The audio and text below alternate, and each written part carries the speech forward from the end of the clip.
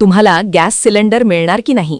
LPG संकटाच्या पार्श्वभूमीवर सरकारचा मोठा निर्णय आहे की घरगुती गॅससाठी ई-केवायसी अनिवार्य करण्यात आले आहे. मध्यपूर्वील संघर्षामुळे भारतातील एलपीजी पुरवठ्यावर जागतिक दबाव निर्माण झाला आहे. कारण अमेरिका, इस्रायल आणि इराणमधील संघर्षामुळे जागतिक ऊर्जा पुरवठ्यावर ताण आला आहे.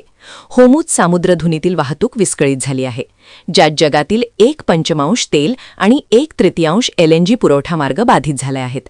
त्यामुळे भारताच्या एलपीजी गॅस उपलब्धतेवर थेट परिणाम झाला आहे आणि पुरवठ्यावर मोठा दबाव पडला आहे. देशांतर्गत गॅस पुरवठा स्थिर ठेवण्यासाठी सरकारने मोठा धोरणात्मक बदल केला आहे. 9 मार्चच्या अधिसूचनेनुसार नैसर्गिक वायू वाटपाच्या प्राधान्यक्रमात बदल करण्यात आला आहे. पूर्वी सीएनजी आणि पाईपलाईनने घरांमध्ये दिल्या जाणाऱ्या पीएनजी गॅस क्षेत्रांना प्रथम प्राधान्य दिले जात होते, पण आता एलपीजी उत्पादन करणाऱ्या युनिट्सना सर्वोच्च प्राधान्य देण्यात आले आहे आणि त्यानंतर सीएनजी, पीएनजी व इतर उद्योगांना पुरवठा करण्यात येईल.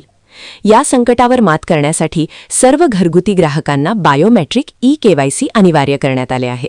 पेट्रोलियम आणि नैसर्गिक वायू मंत्रालयाच्या निर्देशानुसार गॅस वितरण सुरक्षित ठेवण्यासाठी सर्व एलपीजी ग्राहकांनी बायोमेट्रिक आधार प्रमाणीकरणाद्वारे ई-केवायसी पूर्ण करणे आवश्यक आहे आणि ही प्रक्रिया पूर्णपणे मोफत आहे. ई-केवायसी सक्तीचे 3 मुख्य उद्देश आहेत. पहिला उद्देश पारदर्शकता आहे, ज्यामुळे गॅस वितरण प्रणाली अधिक पारदर्शक बनवली जाईल.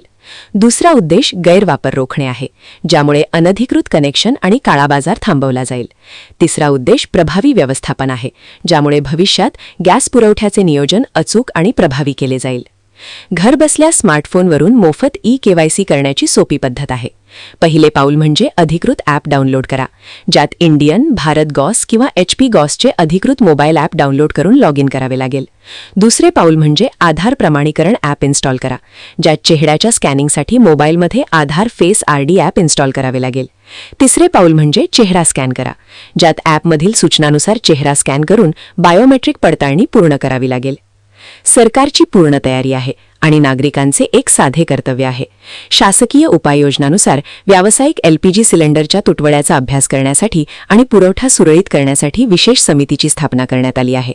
नागरिकांना आवाहन आहे की तुमचे सहकार्य महत्त्वाचे आहे. आजच तुमची ई-केवायसी प्रक्रिया पूर्ण करा आणि गॅस वितरण प्रणाली सक्षम करण्यास मदत करा.